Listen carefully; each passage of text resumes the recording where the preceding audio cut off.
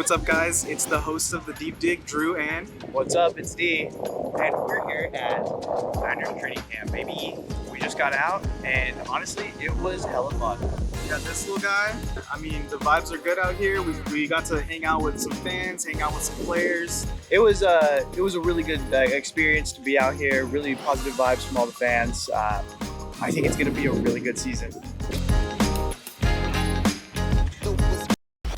Hey, what's up, everyone? Welcome back to the Deep Dig of Sports Pod. I'm your host, Drew, my other host. Hey, it's D. And we just want to give a special shout out to our boy BT. Yep, B Cali T on Twitter. He's the man, and he actually hooked us up with tickets to go to 49ers training camp yesterday for Dwight Clark Day, and it was fucking awesome. Thank you, BT. Yeah, BT, loyal listener of the pod. He's giving us pretty much all the content we're going to talk about today by gifting us those tickets. So huge shout out. We might have to get him on the pod sometime, at least watch a game together. So I want to give a shout out to Steph from the 49 Carats podcast. It was cool meeting you yesterday. Keep doing what you're doing, girl. We also want to give a shout out to a few of the 49ers players that we talked to yesterday, and we'll get into some of that coming up. So what should we go to first? I think the big talk of the day has to be Trey Lance. I think that's what everyone's buzzing about. That's what people want to know. So let's kick it off. Yeah, we watched Trey Lance throw yesterday in 11-on-11 drills.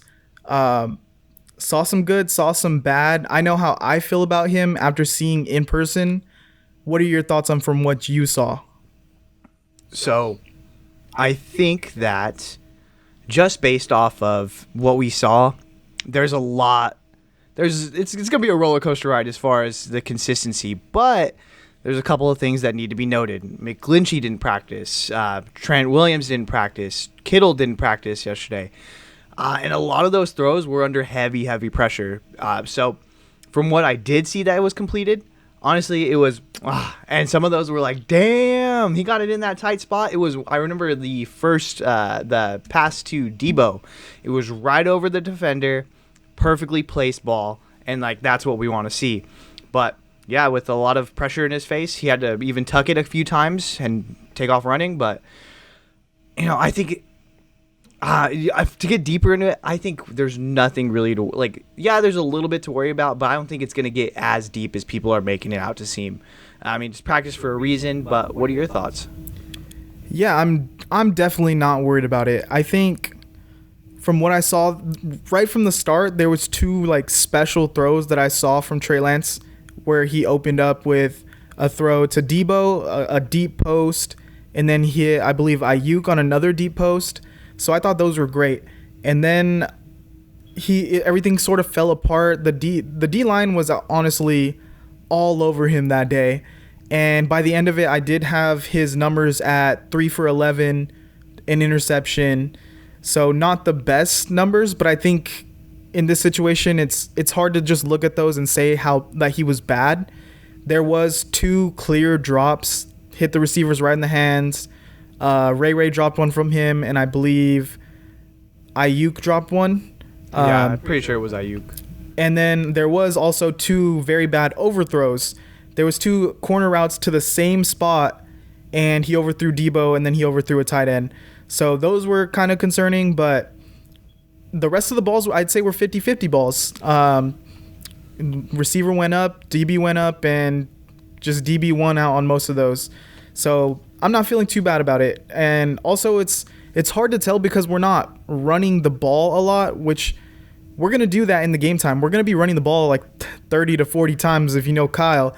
And that's really going to be what opens up Trey Lance's game in the passing department. So I'm not worried about it until I see in game time that he's not accurate and he's not making a certain completion percentage. Yeah, I think this is going to be one of those things where he's going to get up to speed pretty quickly. He's going up against Fred Warner, who's one of the best linebackers in the game. This D-line, as we all know, is just fucking nasty. And so to go against that in practice without some of your best guys on the offensive line, of course you're going to struggle a little bit. And I think, too, he doesn't have that much in-game experience. So these growing pains, like, I'd much rather them be on the practice field than against a top-tier opponent like the Chiefs or even the Broncos coming up. You know, their defense is always stacked. So, like, you hate to see it, but you'd love to see it, if anywhere, in practice. Yeah, and the thing that's like kind of frustrating me is how everyone's saying, "Oh, how bad he looks," but you're not looking at like the content of what he's doing. He's not throwing screens in these practices. He's not throwing quick slants. He's not dumping the ball off. He's looking downfield every play, and he's trying to get the hang of getting that deep ball going. And everything is deep posts, deep corners, and go routes. So when you do that, there's a higher chance of you missing on those, or it's still early in camp. He hasn't built this connection with all the guys yet, other than Ayuk. I mean, Debo barely got there, so I think it's a weird comparison. How people are saying like, oh, Jimmy should start now because Trey's inaccurate. Well, Jimmy was throwing a lot of short balls that Trey isn't throwing right now in practice. If you gave Trey Lance those layup throws right now, everyone would they be saying how amazing he is for having a great completion percentage, or were they saying that he's just a guy that dumps the ball off? Was it a check down Charlie? Yeah, well, is it gonna be a check down Charlie? But that's one thing I did notice too, is his eyes were always downfield, and with that dump off to the tight end, it was a shorter route. He was looking deep. He scrambled out of the pocket, and then he realized, hey, there's nothing there, and he checked it down. That's what I want. Like, I want him to be, as he rolls out of the pocket, looking downfield, doing that point thing. And I remember every time Jimmy rolled out, you just never felt good about it. And with Trey, at least you know, hey, we got a shot here.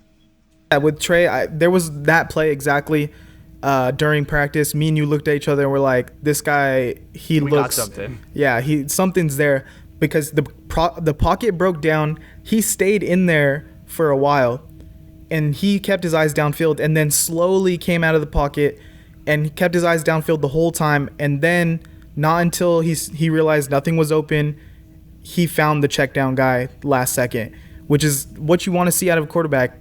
You don't want to see them automatically just dump it down and you get 3-4 yards every time. You want them to try to get those first downs and set you up for in better field position. So I mean, I think he's come a long way, and people are not going to realize it until we get a full game plan put together around him.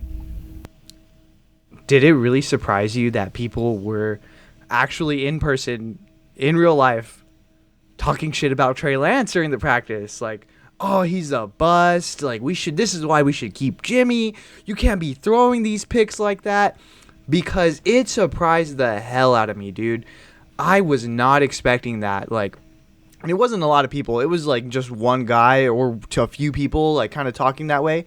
But it did surprise me that there was a little bit of chatter. I thought it was just going to be, limited to one corner of the internet and like a former NFL scout, talking about it. But there was like some chatter going on, and it like made me like realize there is a lot of pressure on Trey Lance moving forward, and all eyes are 100% going to be on him. No, yeah, I didn't think it was surprising. I think that throwing the ball at an open practice is more of a show for the crowd, and no one's going to talk about like how well the few run plays went that the Niners executed. There was a specific one where Jeff Wilson Jr. went up the middle and he ran for about 30-40 yards and the crowd went crazy, but then it was, okay, now let's throw 10 times in a row. Yeah. So that's not going to happen in the game. The running backs look good. The offensive line run blocking looked good. And I think they wanted to throw more. They're trying to get Trey the reps. And that's really what the story should be. Not that he's inaccurate or out of rhythm. It's that he's trying to build this skill set and this rapport with these receivers downfield. Yeah, too. And I think that the conversation should be shifted rather than just Trey Lance, because all three quarterbacks struggled. I think it should go to, like, the defense was fucking awesome. They're going to be lights out this year. I'm pumped after, like, just kind of seeing them live. But, yeah, I think it's a little unfair, or it's just eye-opening that, like, damn, like, there's going to be some pressure on him. Yeah, before we move on to the defense, yeah, it's a good point. The other quarterbacks also struggled too. Sudfeld, I mean, he's big. He looks like he's a natural thrower of the ball. It looks good when he throws, but I mean, he didn't have anything special out there. He made a throw or two, and actually, I think the throw Danny Gray throw Danny over Gray the shoulder. Yes, It was perfectly placed. He went up for it, contested. It was nice. yeah. So Nate Sudfeld had the throw of the day actually to Danny Gray, which was an amazing play. But other than that, he did kind of fall on his face a couple times. And then you move on to Brock Purdy, who looks like he's about 4'10" out there. And I'm a Brock Purdy fan, but he was pretty lost out there when everything broke down. He took a lot of sacks, and he had a lot of balls that hit the ground with no one within 5 yards. So it's looking tough for all these quarterbacks right now. Yeah, and I just think that's how deep the defense is. You know what I mean? Our secondary, like if you look at even the, 6th, 7th, 8th guy in the secondary, they're better than your average, 6th, 7th, 8th guy around the league. The linebacking core is looking nice, and of course, the bread and butter is going to be the D-line, dude. And so if you got pressure in your face, of course you're not going to be able to make those throws, and I'm sure that's going to happen with, all the defense and offenses that we play. It's going to be, it's going to be a tough day. And speaking of D-line, let's move on to that unit specifically, because that was really the star of the show during that training camp practice. What did you really pop out for you in that practice? Okay. Everyone always talks about how big Javon Kinlaw is. And this is my first time seeing him up close. He dwarfs dudes out there. Like other professional NFL players look like baby men compared to this guy. He is so fucking huge. And he's shredded, bro. Like he's big. And that was just like, damn. It was just so eye-opening to see how massive of a guy he is. Like, I'm excited to see him motivated, healthy, and ready to kick ass. I think that's what also stood out. We kept looking at each other every time Kinlaw walked past us, because it was like, it's mind-boggling how big he is compared to other professional athletes. And he's not like a fat guy. He's slim, which is crazy to me. And his legs, tree trunks. I mean, this guy, if he can stay healthy and put a little bit together, this guy is going to do some damage in the middle of the field. Especially considering they're not asking him to go out and get sacks. They're asking him to just be a run stopper and just use that big body to like our advantage. Let's put him in the middle of the field and see, like, can you get past him? I don't think so. Yeah, and then also going to someone that looked past the eye test, Drake Jackson. He looks huge too as well. His arms go down past his knees. He has long legs. He's athletic. He looked definitely like he's ready to get some sacks this season out there. Bro, did you see when he caught a dick punch? Yeah, I actually tweeted out. He definitely took a shot to the groin. Someone was trying to punch the ball out, peanut punch, and missed. It hit peanuts. Got him right in the peanuts. Got him in the family jewels.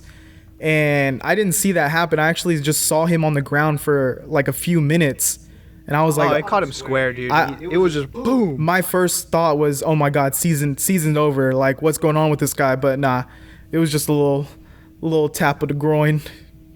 It was pretty tough, but yeah, he looked good out there. Bosa, of course, is he's just built different, man.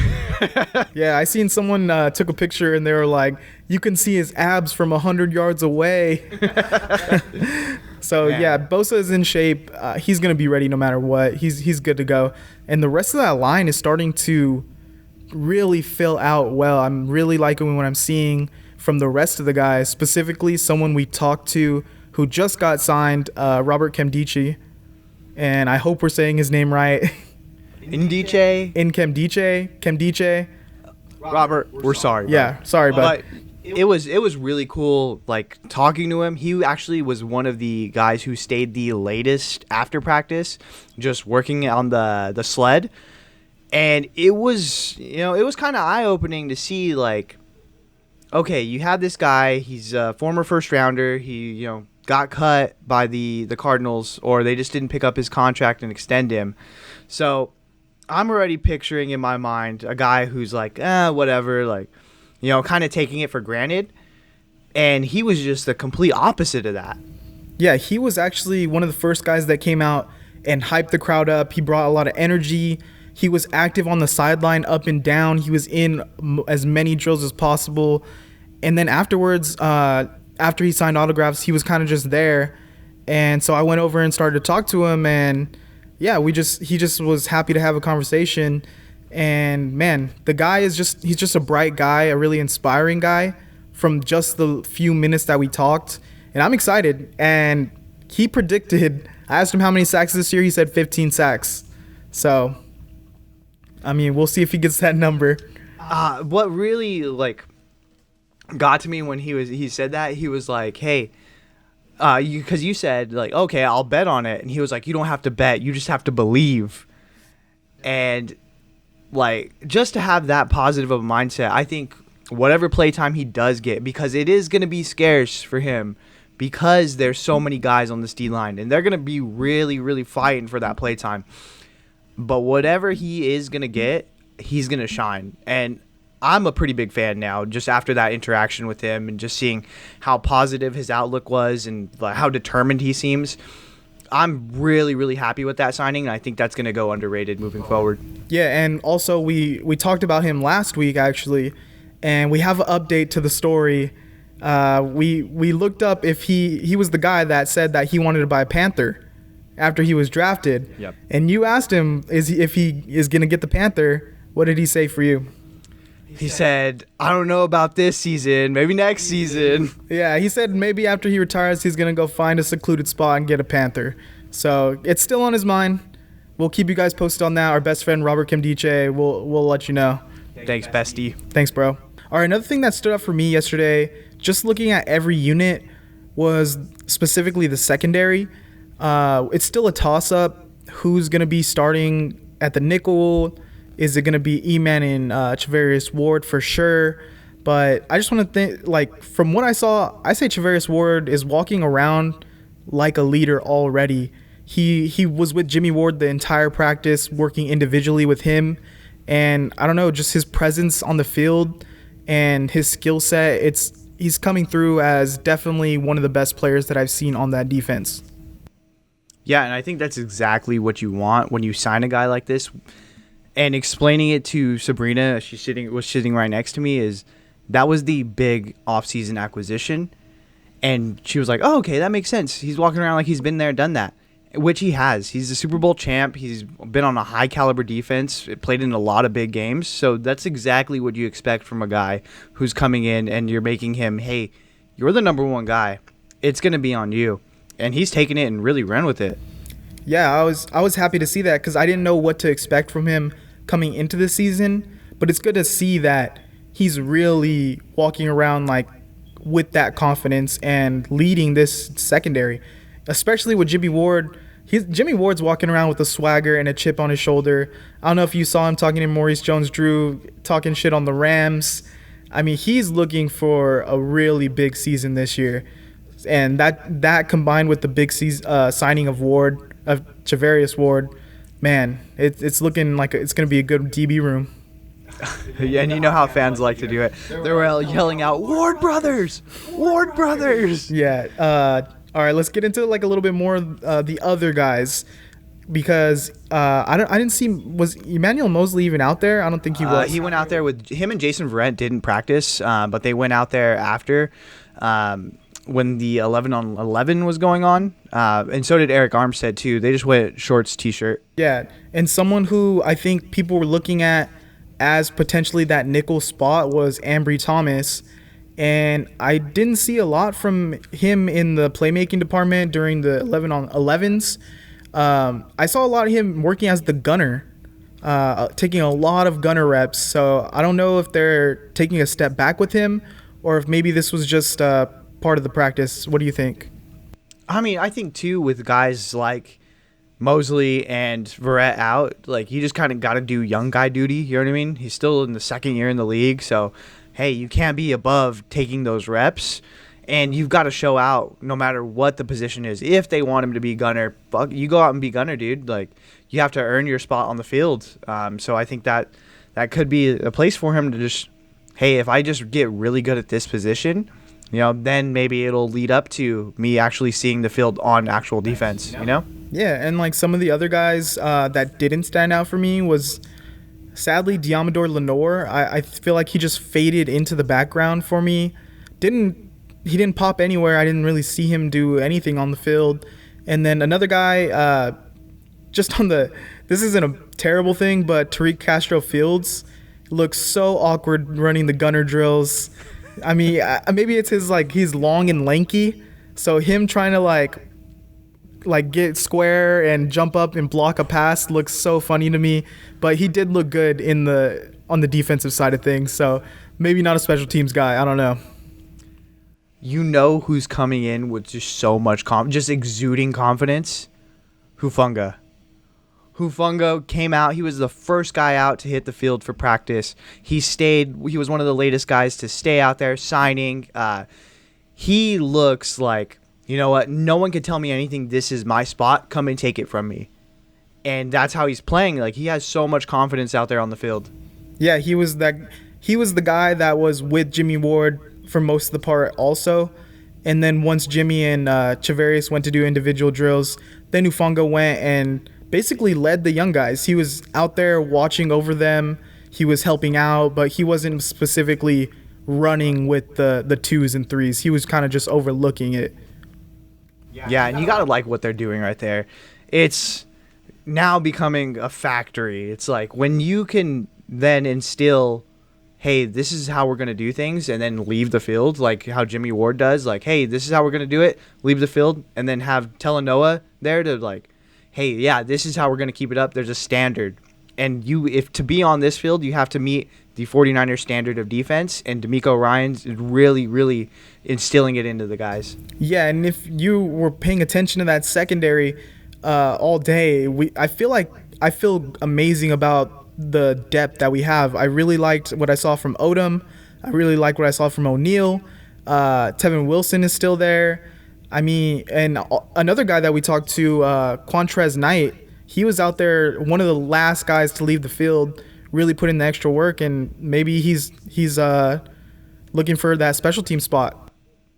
Yeah, I think that's where people are going to end up, finding their niche, and if they can find it now, and I thought that was really cool that they did work in special teams a lot in the practice that we've seen, and that shows me that's a complete 180 from last year where special teams was such a deficit, where now hey, we're actually going to take this shit seriously. We need to practice on this, and we need guys who are actually going to put in the work, and we're starting to see that. I think it's going to be a completely different unit that they're going to roll out there this year, and I think instead of it being a minus, hopefully it's a plus. Plus, even I'll even take a neutral. Yeah, just no bad plays, no muff punts, no punt return touchdowns, and we're good. But yeah, I think a lot of those young guys were looking good on the special teams drills. But the guy that worries me is I'm seeing these young guys step up, and then I'm seeing Diamador Lenore not do much. I mean, even Dequise Denard out there injured his hand and went right back out there. From our angle, his finger was completely it looked pretty shot. Yeah, completely out of place. But he looked good out there. I mean, a older veteran player, where does he factor in when you're talking the depth chart, the final cuts? It's gonna be a close call for a lot of these guys who the Niners clearly feel good about. Yeah, and I think it's the perfect mix of, hey, vets who've been around here and young guys who really want to prove themselves. And so I think it could go either way. I know Kyle does lean towards the veteran guys. So in order to get that spot, you're going to have to pop, and you're going to have to pop somewhere, Well, so we'll see who does I'm it. feeling good about Dequise because he popped that finger out of place, so he's popping somewhere. Let's stick with the special teams, kind of, because we're talking wide receivers, and Ray McLeod has been a talking point this offseason. We brought in a specialty player, punt returner. He was out there fielding kicks and punts with Brandon Ayuk. How are we feeling about what we saw from the receivers yesterday? Bro, it was wild to see him out there for the first time. Did you notice he had those like elastic bands, the resistance bands on his legs as he was fielding those punts?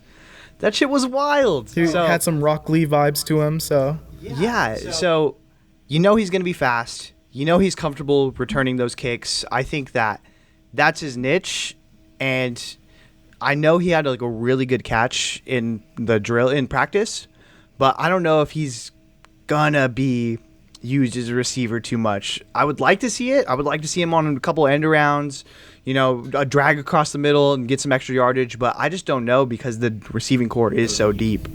Yeah, I think we can already rule out that Debo, Ayuk, and Juwan Jennings, that's our top 3 receivers. That's set in stone. It's all about filling out the rest of that roster, and with the draft position of Danny Gray and how he's looked and his speed, I think you give that 4 spot to Danny Gray. I feel like Ray is a little bit unproven to go out there consistently and take the top off and run the route tree and do all these things. Danny Gray looks to me a little more complete, still amazing speed. He had an amazing catch. I feel better about him seeing the field over Ray, but that's not to say that we can still run out 4 receivers and do a completely speed heavy lineup. It's once after that, I don't see any other guys really stepping up. We signed Willie Snead, and I'm not going to lie, he looked a little lost on a couple plays. That could be the playbook. He's barely learning. There was a throw that I saw that just like he completely whiffed on. So I don't know who's going to be the 6th guy. What do you think? Yeah, I think Danny Gray is going to be entrenched, and I think that he's going to be, highly regarded, especially with the OTAs, his performance there. His catch yesterday, again, was just awesome. He has the speed. He has the attitude. He has everything that you want. He knows it's block first, and then, hey, production comes after. So you want a guy like that. I don't know. So what kind of makes me hesitant on Ray McCloud is we had a guy last year, Simba Webster, who was a specialist, and I thought they 100% should have kept him as the returner, but they released him. And that was because they said they want Kyle specifically wants guys who can do, hey, if you're at X position, you need to play X position, and then you could play special teams. Whereas other people are like, hey, look at the Patriots. If you have a specialist, they're just going to be a specialist, and that's it. Know your role. So if he doesn't step up, he did have some really good catches in this practice. So if he just continues to prove it out, hopefully he does see the field. But I'm just really excited to have a specialist again, to have someone that you don't have to worry about. So yeah, I think that's it. I think he has to make the roster and remain our return guy, because who else is going to do it? Ayuk was the other guy taking punts, and we don't want him taking those punts and maybe getting injured when he looks like he's going to have a breakout season at receiver. And the other guy, we saw taking fielding kicks at practice was Trey Sermon, which I don't know if we want to get into the running backs, but he could be a guy falling down the depth chart and looking for a different avenue to stay on the team with the fielding kick situation. Well, you have Elijah Mitchell. That's one. You have TDP, who was a second-round pick. I'm sure he's going to get some play. And he's been getting great reviews in practice, too. Jeff Wilson Jr. looks like a boss. So it's going to be between Trey Sermon and JaMychal Hasty. And if I had to choose, it'd be Trey Sermon just because of the potential, because you didn't draft this guy in the second round because, I think he could be a depth piece. You drafted him because you thought he was going to be a bell cow back, and he has those attributes. And now it's just about putting it on the field. I don't know why Kyle just doesn't have that confidence in him, but, that's Kyle Shanahan. He knows running backs, so it must be something there. Yeah, it's going to be a tough call between him and JaMychal Hasty, because I do feel better about the other 3 guys, especially Jeff Wilson. I don't know why Jeff Wilson isn't automatically our number 2 guy. This guy is proven time and time again that he's a dog, and he could probably be a starting back for another team. Just his level of play that he's put on the field. But going back to Hasty and Sermon, I don't know. I feel like I've seen enough out of Hasty. Like, I'm not sure why we brought him back. Maybe just to fill out the room, but I feel like he was given the shot to kind of step up and be the guy, and he really fell flat in the games that he got a lot of carries. I don't know. Maybe they see more potential than what we've seen, but I feel like he just hasn't popped, and he's really been a guy that has had lackluster performances. So why not try Trey Sermon and see what he can do? Yeah, but I mean, you've seen with guys like Josh Norman, it's like, okay, well, this is a vet. He knows what he's talking about. He knows what he's doing out there. Even if that's not the case, it at least gives Kyle that reassurance. And I think he needs to kind of take it out of the hand, like perspective of like, okay, this guy knows what he's doing, and go off of, hey, this guy is just purely talented. And Trey Sermon, we have something here that other people wanted. Let's give it our best shot here and give him some play. Yeah, I mean, I guess we'll only be able to see once final cuts come around. I mean, dude, on that run where he knocked himself out, it was actually a really good run. Yeah, but you can't knock yourself out and then say it's a great run still. You know, he fumbled. So, Because he was unconscious. If you're going to bro. knock yourself out, go stiff and hold onto the ball, the guy. I mean, No, like, you got to give him credit on the run itself. What happened after the run, that's after the fact. you know, whistle wasn't blown. He dropped that ball. Ball hit the ground. True. All right, I think we're good. I think that's all for today. Yeah, as always, go ahead and hit that like button, subscribe. If you're listening on audio, go to our YouTube. If you're listening on YouTube, go ahead and hit up, any podcast, platform, and we'll be there. Yep. Thanks for listening to our training camp spiel. See you guys. Thanks again, BT.